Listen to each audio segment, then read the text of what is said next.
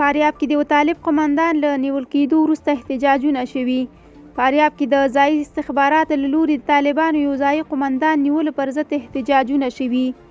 د مخدم عالم په هکله ویل کېږي چې د طالبانو یو مشهور ازبک توکمه قومندان دی چې ځایي استخباراتو نیولی او د خوشي کولو له غوښتنې سره نن په فاریاب کې سلګونه کسانو لاریون کړی و.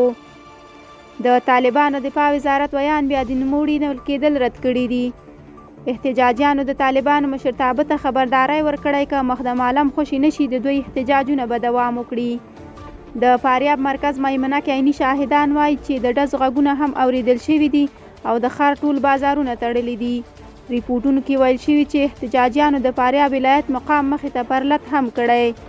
د مخدم عالم په هکله ویل کېږي چې د طالبانو له مهمو ځایي قومندانانو یو دی چې مخکې د دې ډلې د والي نظامي کمیسیون د غړي په توګه دنده ترسره کړې ده.